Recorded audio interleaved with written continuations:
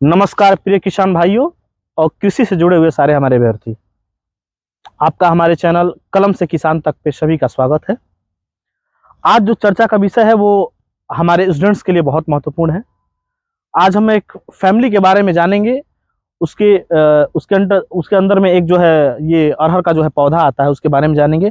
किस प्रकार के इसके फ्लावर होते हैं, किस प्रकार के रूट होते हैं, और भी जो है मॉर्फोलॉजी हम जानेंगे। और इसके लिए सबसे पहले हम बताना चाहेंगे कि हमारे साथ जो है डॉक्टर मुलायम यादव सर हैं। और आज के चर्चा का जो है मुख्य बिंदु जो है ये अरहर का हमारा फसल है, और इसके बारे में संक्षिप्त जो है विवरण डॉक्टर साहब हमारे देंगे। सर धन्यवाद सुनील सर। जैसा कि आपको मालूम है, जो हमारा अरहर है, जो 7 कुल हैं, उन 7 कुलों में अरहर जो है कुल लेगुमिनेसी के उपकुल पैपिलियोनेटी में आता है। ये कभी कभी क्वेश्चन पूछ लिया जाता है कि जो है सरसों का उपकुल क्या है, तो ये उपकुल पैपिलियोनेटी में आता है।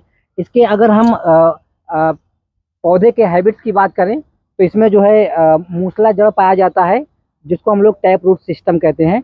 इसका जो पौधा है लेगुमिनेसी कुल के अंतर्गत। देखिए सर ये जो है टैप रूट सिस्टम है, इसके बारे में आप पढ़ेंगे, जानेंगे। वास्तव में आप पढ़ेंगे तो रूट 2 ही प्रकार के होते हैं। एक तो जो है रेडिकल से निकलते हैं, जो ट्रू रूट कहे जाते हैं। इसके अलावा रूट्स कहीं से निकले हैं, हालांकि स्टेम के और या नोड से ही निकलते हैं, वो बेस ऑफ स्टेम से, तो उनको जो है फाल्स रूट कहते हैं। तो टैप रूट हमेशा जो है वो ट्रू रूट से निकलता है, वो रेडिकल से ही निकलता है, इसलिए ये ट्रू रूट होगा। इसके अलावा जो पढ़ते हैं आप मोनोकॉट में एडवेंशियस रूट, फाइब्रस रूट, वो सारे जो हैं वो ट्रू रूट नहीं है, क्योंकि रेडिकल से नहीं निकलते हैं। जी, तो ये टैप रूट का सिस्टम मतलब इतना आप जान गए कि नहीं जो है ये ट्रू रूट है। सर उसके बाद बताएं। तो ये जो पौधा है ये 1 वर्षीय भी होता है लेगुमिनेसी कुल का, 2 वर्षीय भी होता है, बहुवर्षीय होता है। 1 वर्षीय में हमारे जैसे आपका ये जो अरहर का पौधा है ये है। अगर हम देखें बहुवर्षीय में बड़े बड़े जो बबूल हैं, शीशम है, ये सब लेगुमिनेसी कुल में आते हैं। इसके अलावा इसका जो पुष्प के मार्फोलॉजी की अगर हम लोग बात करें तो पुष्प में इसके जो बाह्यदल पुंज होते हैं उनकी संख्या 5 होती है। 5 बाह्यदल पुंज होते हैं। और बाह्यदल पुंज के जस्ट नीचे जो है क्योंकि पत्र नहीं पाया जाता है, जिसको हम लोग असहपत्री कहते हैं, जिसको हम लोग इंग्लिश में इब्रैक्टिएट कहते हैं। और थोड़ा सा कैमरा थोड़ा पास आइएगा। एक्चुअली देखें, अगर इसको हम लोग ध्यान से देखें तो इसका जो दल है जिसको हम लोग कोरोला कहते हैं, तो 5 दल पाए जाते हैं इसमें। ये जो आप देखिए झंडे की तरह ऊपर जो लहरा रहा है, इसको हम लोग ध्वजक कहते हैं।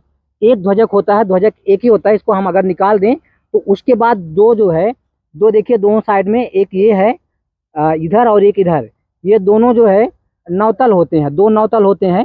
इधर देखिए दोनों नौतल हम निकाल दे रहे हैं, दोनों नौतल हैं, तो 3 दल हो गए।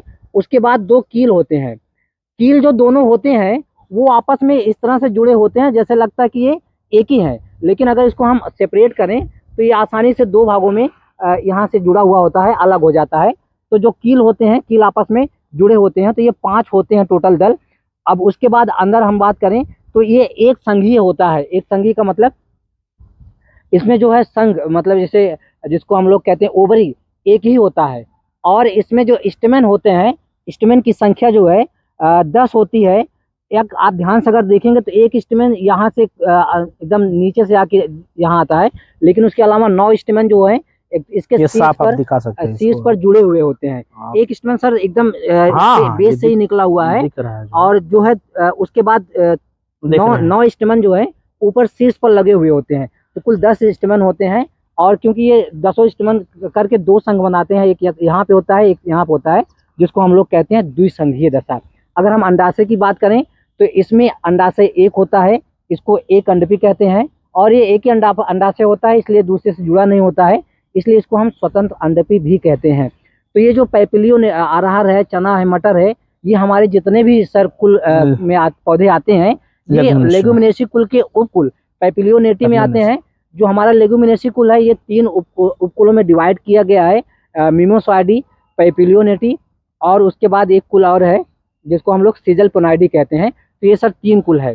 अच्छा, तो मुझे सर विश्वास है कि हमारे हाँ जरूर सर, क्योंकि उनको किसी भी जो है प्लांट्स में या पौधों में मार्फोलॉजी जाना बहुत जरूरी है। क्योंकि आप बहुत सारी चीजें जो है केमिकल्स रिएक्शन भी होते हैं, या एब्जॉर्प्शन होता है, या उनका फिनोटाइप जो बिहेवियर होता है, मार्फोलॉजी होता है, तो ये सब जानना बहुत जरूरी है। उसके बाद ही आप जो है इस चीज को और आगे जान सकते हैं। और आज के लिए जो है इतनी बड़ी जो महत्वपूर्ण जानकारी देने के लिए बहुत बहुत धन्यवाद डॉक्टर साहब। और आगे फिर हम जो किसी न किसी जो विषय पे चर्चा करेंगे। बहुत बहुत धन्यवाद सर।